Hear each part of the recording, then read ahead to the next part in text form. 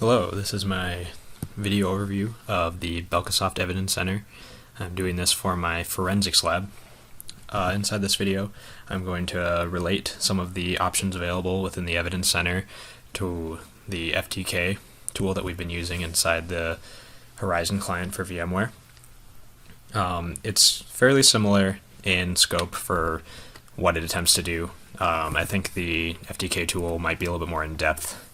But I'll go through what this service offers, kind of go through everything available inside the overview, or at least just give a slight high-level overview of what it does, show how to make a report, and that'll mostly be what I cover within this video. Should be about 10 minutes or so long, maybe 12 minutes.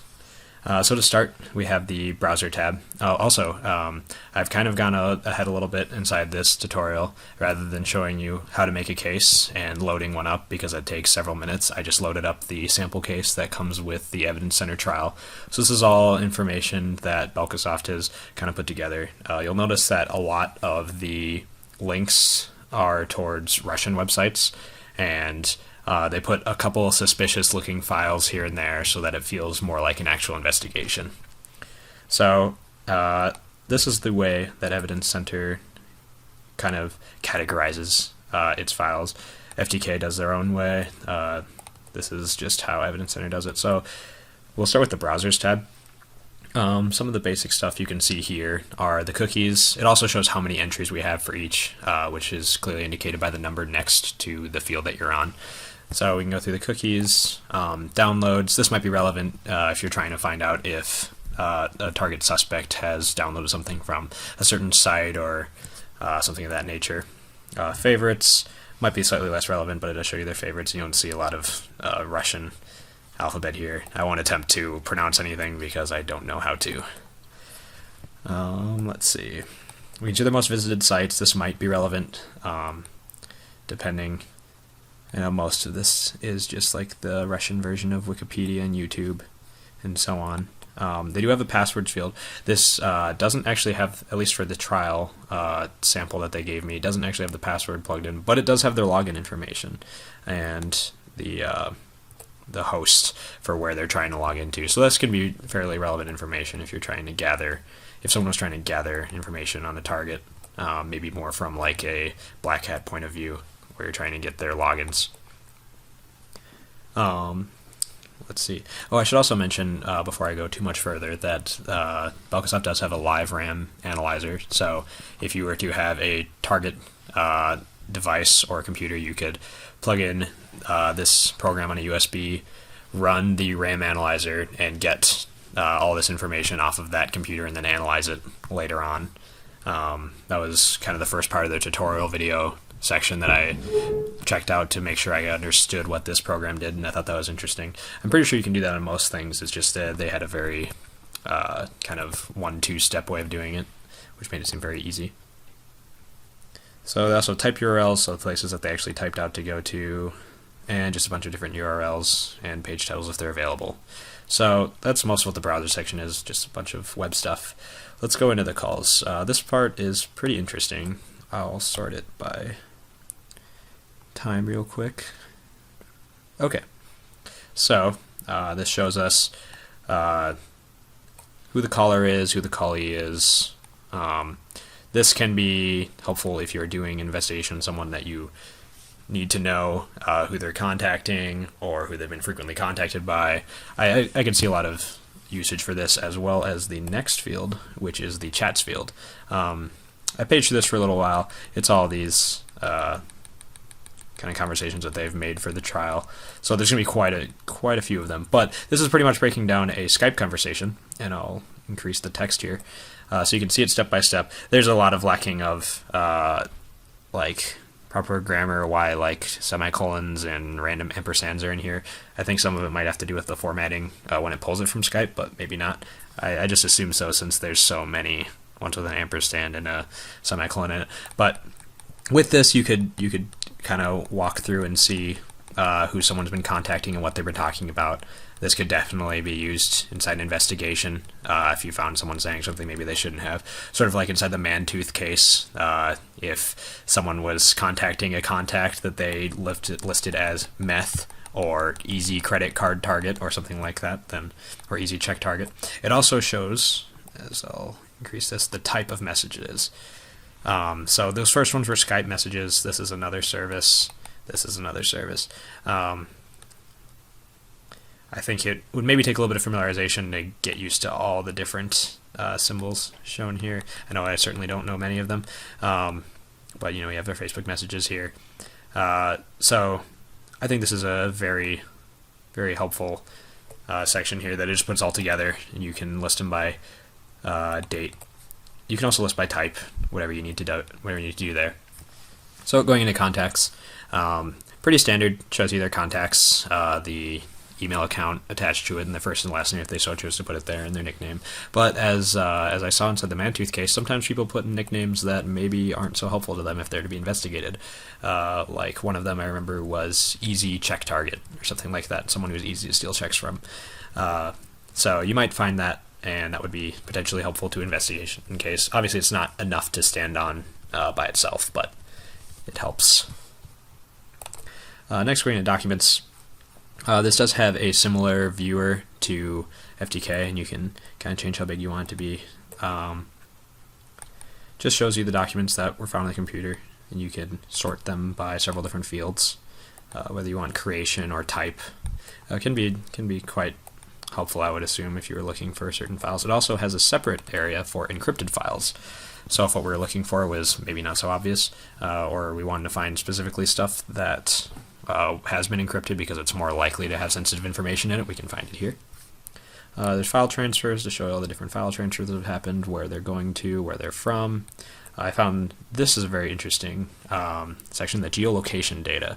Shows us their latitude and longitude as of when they've had their geolocation data taken.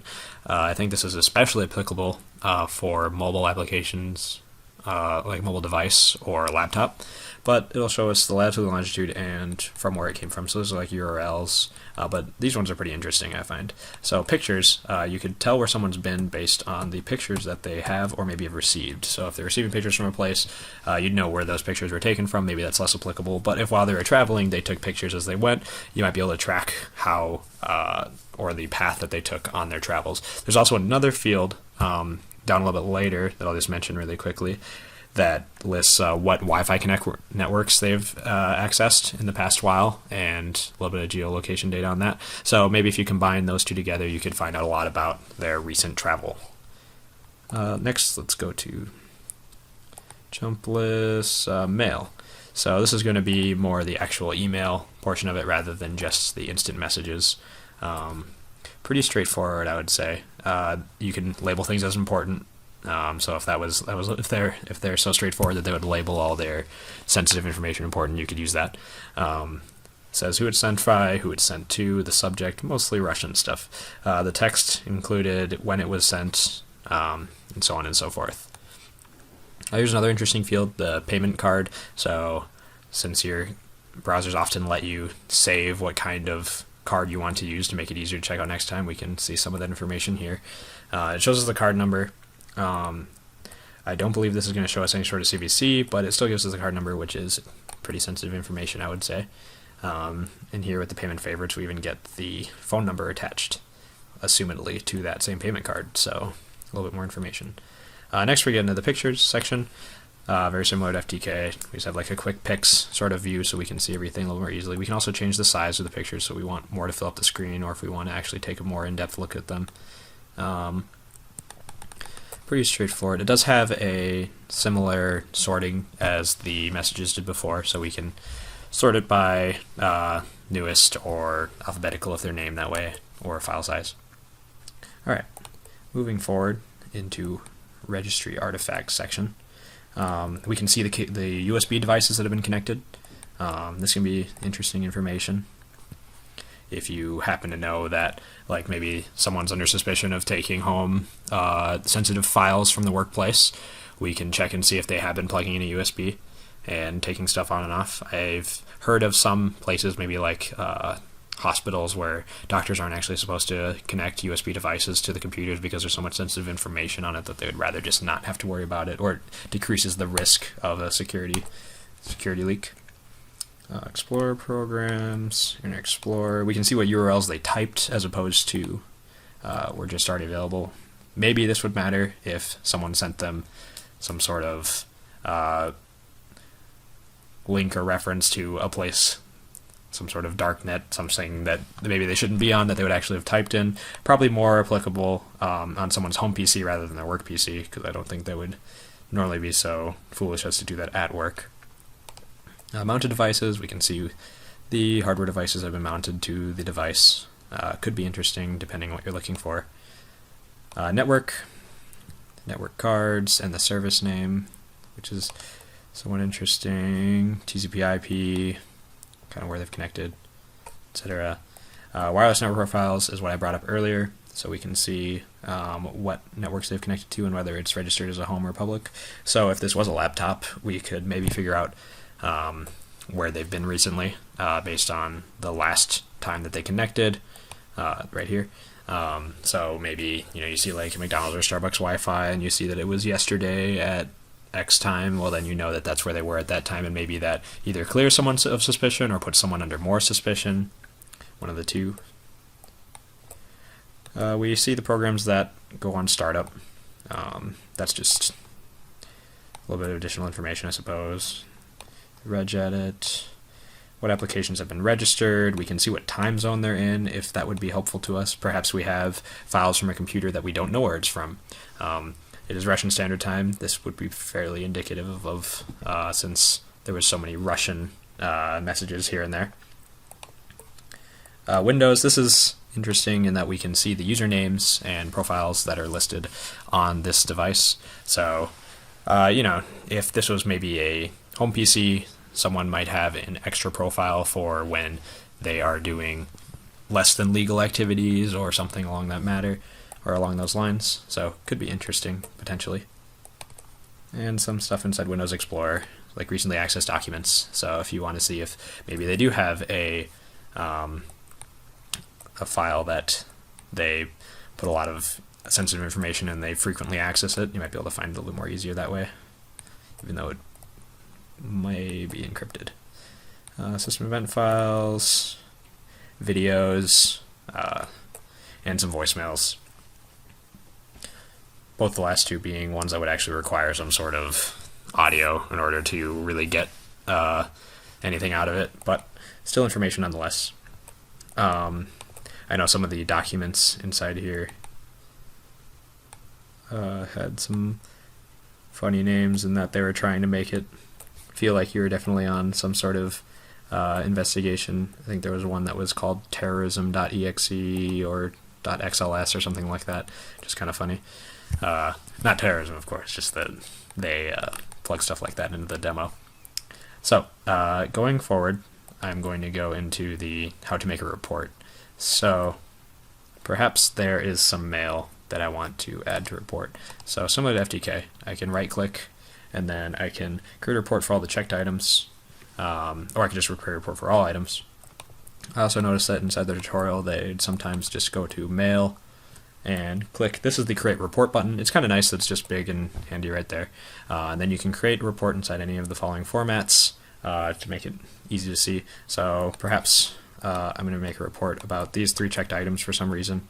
Create a report for those checked items, and I want it as a PDF. And we'll just put it on the desktop. I'll open the report when it's done.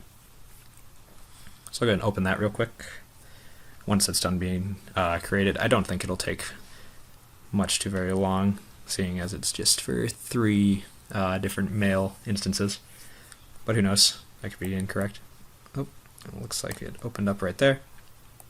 So we can see what a Belkasoft report kind of looks like. This is obviously a fairly empty one, being that there's only 3 entries on it. But we can see here it's got the text, the from, the to, subject, the importance if you really want. I guess that's just going to be in there. I don't think that's horribly relevant. And the profile name.